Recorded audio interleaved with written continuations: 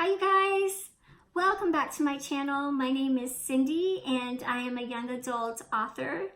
In December of 2018, I published this little book. It's called Skywalker and it's basically about a teenage girl who gets the power to fly this summer before her senior year.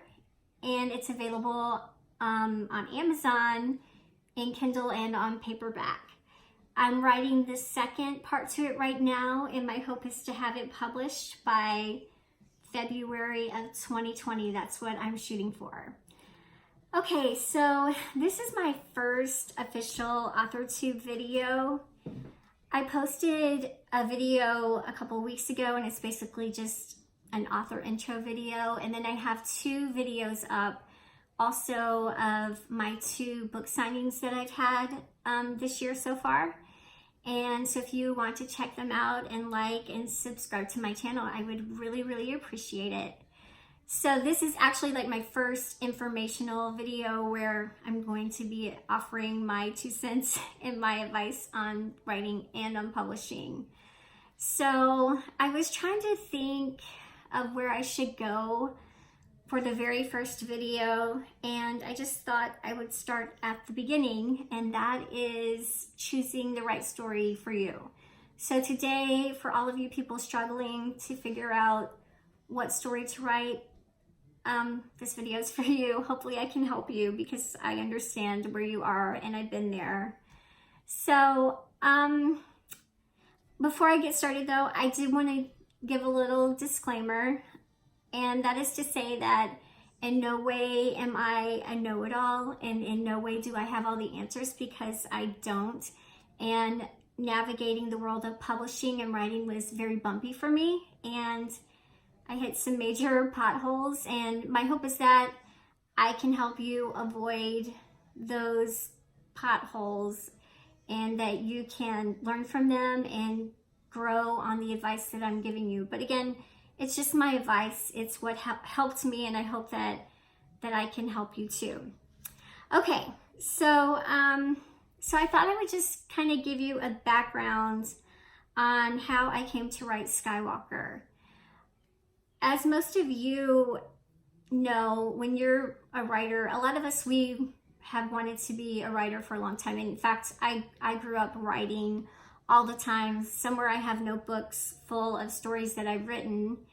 And when I became an adult, when my kids were little, I started writing a book I was really serious about, and I had, and I still have every intention of publishing it. But I was writing it while my kids were little, while they were growing up, and I wrote it over a 10-year span, just when I had time to write. So I thought naturally that that would be the story that I would publish, because I'm actually only 5 chapters away from actually having it done. So I thought that's the story that I would get out there first. All right, so in 2016, I lost my mom, and me and my sisters, I have 3 sisters, and we were just completely devastated, and we still are trying to heal from that. And I really needed something. I needed something to keep my mind occupied. And about that time, my nephew Vinny, he introduced me to the world of self-publishing. I didn't even know anything about it, and we were talking about it, and I decided that that is exactly what I needed at that time in my life. And besides that, my mom was a huge supporter of me and of my writing dream, and we would talk about it a lot. So I kind of wanted to honor my mom through my writing. So I sat down to figure out where I was going to go, and again I grabbed that other story that I had been writing for 10 years. And once I got into it, I got through in my old notebooks and I was looking up the story, and I sat down to write it, and I don't know, it just didn't feel right. And I don't know how to describe that, and so I'm sure a lot of you guys know what I'm talking about, but it just didn't feel like the right story.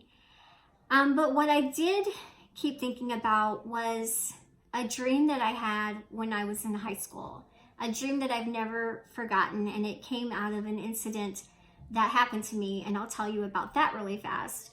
So when I was in high school, my friend lived in the next neighborhood over. So my neighborhood was here, her neighborhood was here, and then we had a tree line, a big tree line that divided our two neighborhoods and a fence. So my mom always told us that we had to be home when the street lights were coming on. And on this particular night, I was watching a movie at her house, and I got so absorbed in the movie that I just didn't want to stop watching it. And so by the time it was time for me to go home, it was dark. And so I started walking home, and I was walking down this road that was kind of lonely, and I was trying to get to the tree line because there's a fence, and in the fence was a hole, and somebody cut that in so that you wouldn't have to walk all the way down the tree line to get back to our neighborhood.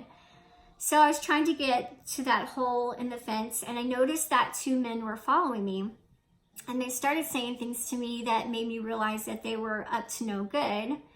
So I got really scared, and so I took off as fast as I could run to the tree line, and I was able to escape them through the hole in the fence.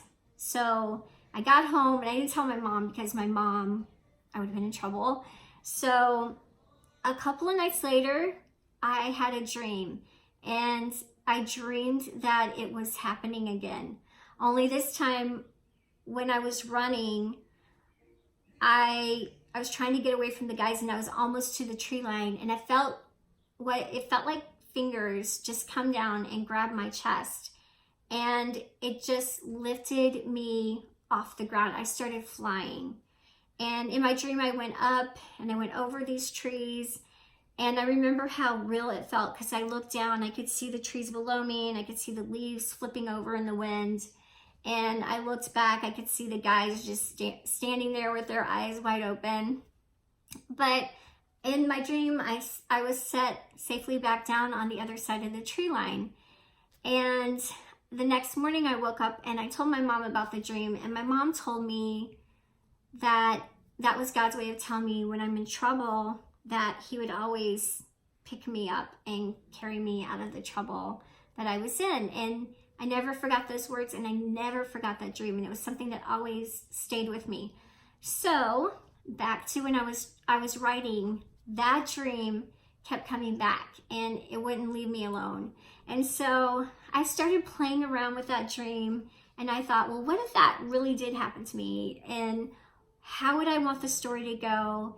What would I want to happen? And that's how Skywalker came to be.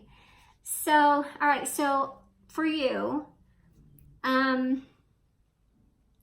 thought of 3 things that might help you as you choose your story. Excuse me, I'm trying to get all my thoughts together here. The first thing is, and some people would disagree with that, but my first piece of advice is to choose a story that is easy. And by easy, I don't mean boring or, just a plain story, something exciting, but something that's easy. A lot of writers, when they first publish, they want to tackle a huge story. They want to make like a whole new world, a whole new species of beings, and just a whole different government system and how they talk. And while a lot of people are able to do that successfully, and I admire them for that, a lot of us do better to start our writing career with a simpler story in something that we know. In Skywalker, I based this book in my hometown, so it was an area that I was familiar with. I'm from Clarksville, Tennessee, and then right beside that is Fort Campbell, Kentucky, and that plays a huge role in this storyline. So my advice to you is to find something easy to write that is not going to, you're not going to have to start from very scratch. Like, of course, you want to research your book and you want to put all you can into your book to make it correct. But I would say find something pretty easy to write. The second thing is choose a story that interests you. For example, if you start writing a story about, I don't know, like Vietnam and the whole 60s era, and you have absolutely no interest in Vietnam or no interest in the 60s era, that's not going to be very exciting to you. And it's probably going to be hard for you to get 300 plus pages out of something that's not exciting to you. This was exciting to me because it kind of had a role in my life. It sort of actually happened. Of course, I can't fly, but it did happen to me. Some of it did, and it was exciting to write about it. So find something that excites you. And number 3, trust your little voice. Everybody has that little voice inside of you, and your little voice will tell you this is not the right story. And there's a lot of people who are going to offer you their advice and tell you what you need to write, but you need to write what you feel is right. And it's nice to take advice from people. I take advice from people all the time, but only you know what's the right story for you. Okay, just really quick, things to help you get your mind moving.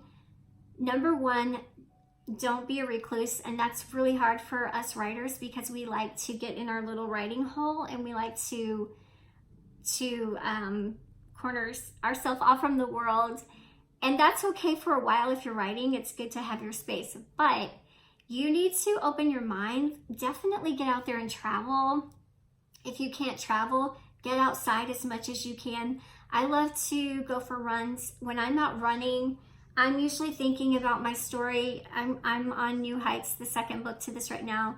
And as I'm out running, my mind just constantly is thinking, and I listen to music that inspires me to write, and it just really, really helps me. So don't bury yourself. Get out there and open up your mind, meet people. A lot of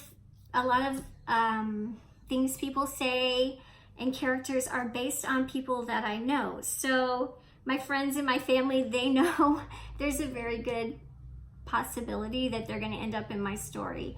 So get out there and meet new people and don't be shy. Listen to what people are saying, and I really feel like that will help you. So that's my 2 cents. That's my advice on choosing the right story for you. I appreciate you guys listening. My plan is to get videos out every couple weeks. I know I mentioned that before, but we'll see how this whole schedule pans out as I'm trying to get through the second